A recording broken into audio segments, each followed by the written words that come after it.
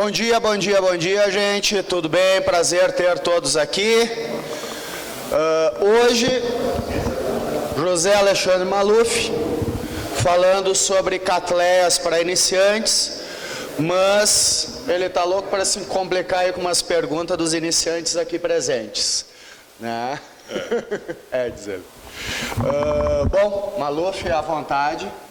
Tá, eu vou pedir só quando tiver perguntas para erguer a mão para fazer a pergunta no microfone para poder ficar registrado na filmagem. É um prazer estar aqui, agradeço a presença de todos. O tema do que eu ia apresentar, do que eu vou apresentar, é catleias para principiantes, é o cultivo para principiantes. Eu estou vendo pela plateia, são todos principiantes aqui, né? Não tem nenhum que não tenha 2 catleias em casa. Então vai ser muito tranquilo, porque eu também sou principiante nessa história. Eu não sou agrônomo, não sou biólogo, não sou botânico, eu sou engenheiro mecânico, mas gosto de orquídea. E era difícil achar respostas a algumas perguntas que eu tinha, ou dúvidas que eu tinha. Então comecei a buscar nos livros. Infelizmente não tem livros recentes. Os livros são antigos, mas ainda é uma fonte didática muito importante. Nós vamos falar sobre catleias. Catleias, o gênero Cattleya, tá, é um gênero específico das Américas. Os gêneros de orquídea normalmente não dão em 2 continentes, elas não passam o oceano. Raras exceções. O Prophyllum, por exemplo, é um desses que passam de um lado para o outro. Mas Cattleya, a gente só vai encontrar nas Américas, ponto. Você não vai encontrar a Cattleya nativa na Europa, ou na Ásia, ou na Oceania. Ela do seu habitat, as Américas. E elas não ocorrem em lugares de invernos prolongados. Isso já começa a dar uma ideia de como cultivar a Cattleya. Ela gosta de calor e gosta de umidade. Existem 48 espécies de Cattleias nas Américas. Metade delas ocorre no Brasil. Um pouco mais da metade. No convênio de 2008, no Congresso Internacional de Miami, as catleias da América Central, se inclui México como América do Norte, as catleias da América Central e América do Norte passaram a se chamar guariantes. E com isso, nós perdemos as nossas lélias. As lélias hoje são chamadas de catleias. Uma evolução normal. O mundo era achado que era um platô como um prato, né, que acabava numa grande cachoeira, e depois descobrimos que o mundo é redondo e roda. Então a evolução continua. E nós temos de nos adaptar a essa nova evolução. Então todas as lélias brasileiras e sofronites hoje são catleias. A diferença que existia entre as lélias e as catleias, ontem foi mencionado, é que as lélias tinham 8 políneas e as catleias 4. Essa foi a divisão que foi feita por Lindsley em, 1824. Então, mas, como disse, o mundo é redondo, roda, evolução, genética, DNA e o que for, em termos de tecnologia e de genética, nós estamos acompanhando essa evolução. Tá? Esse trabalho se concentra, como foi feito antes de 2008, ele se concentra nas catleias de 4 políneas.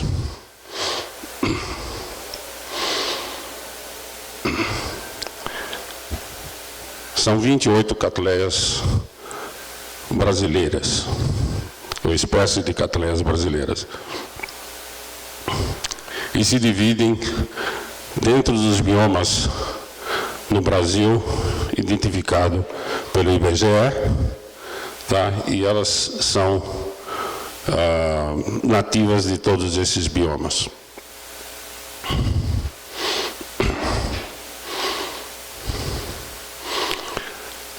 As catleias podem ser divididas em 2 categorias.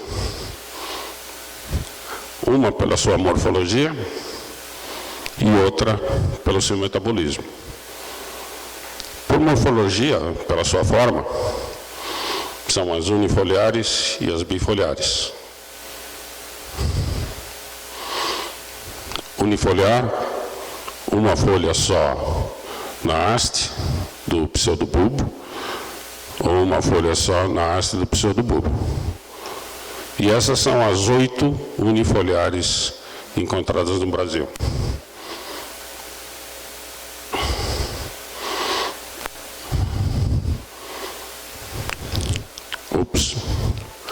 A última que entrou nessa relação foi Luteola.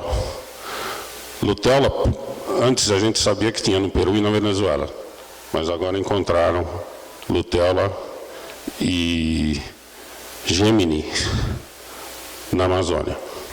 Então hoje essa faz parte da relação das catleias brasileiras. As bifoliares, pseudobulbo, 2 flores na haste, pseudobulbo, 2 flores na haste. E essas são as 19 orquídeas bifoliares ou catleias bifoliares que se encontram no Brasil. Algumas, às vezes, é difícil de se encontrar em exposição. Porfiroglossa, raramente a gente vê em exposição. Kerry, nós estávamos comentando agora há pouco, né? Uma Kerry é difícil de encontrar na exposição, que é uma planta sem muita atração comercial, né? Mas faz parte da listagem.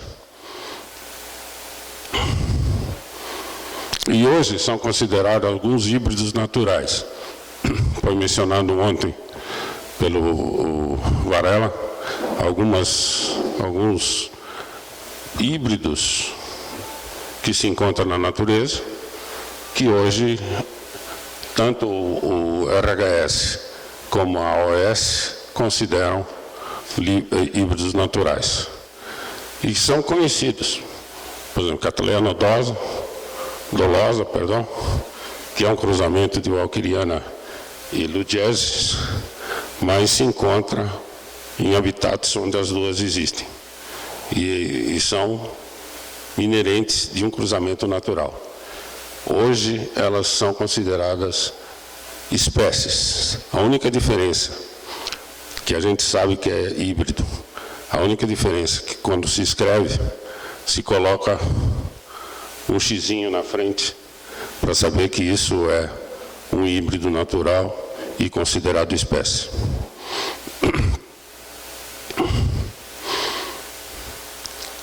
Quanto ao metabolismo,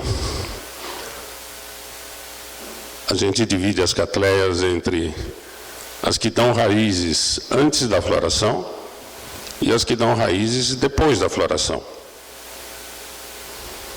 Parece uma besteira. Se dá raiz antes da floração, depois da floração, que diferença faz? Nós estamos aqui para olhar a flor. Mas nós vamos olhar para frente a consequência disso. Tá? Isso é recente, tá? E essas são as catleias. Como isso é um trabalho feito pelo William Rogerson, aqui inclui as catleias das Américas, não só as brasileiras. E essas são as que dão raízes antes da floração. Ou seja, ela solta a raiz no pseudobulbo e aí solta a flor. Então ela dá raiz antes da floração. E essas são as que dão raízes depois da floração. Ou seja, o pseudobulbo inteiro solta a flor e depois de um tempinho começa a soltar a raiz.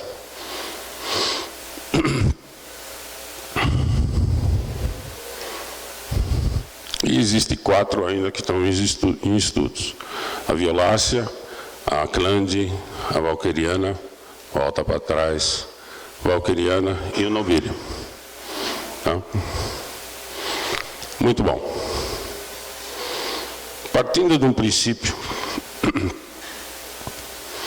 que todo orquidófilo tem um cantinho onde a gente guarda nossas orquídeas, ou cultiva nossas orquídeas, tá? E nós chamamos isso de orquidário. Você pode construir um orquidário assim. É um orquidário bonitinho, né? Cada um constrói do jeito que quer. Ou pode construir um orquidário assim. Pendurar teus vasos debaixo da árvore, é lá o teu canto onde estão tuas orquídeas. Ninguém vai construir um climatron. Isso está no Jardim Botânico de... Boa. Fugiu o nome. Nos Estados Unidos, Michigan. Quem construiu isso perdeu o emprego, porque gastou uma fortuna para construir, mas consegue colocar por metro quadrado as mesmas condições climáticas da origem do vegetal. Então você traz um vegetal da África, ou da Oceania, ou aqui do Brasil, você consegue dentro do climatron, onde está a planta, ter temperatura, umidade, a quantidade de luz necessária para aquela planta ser preservada. O camarada perdeu o emprego porque custou muito. E isso tem 3.000 metros quadrados.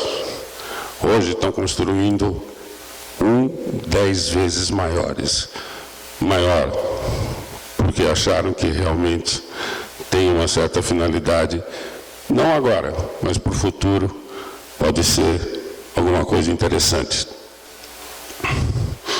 Vamos chamar o nosso espacinho onde a gente guarda orquídea, de orquidário.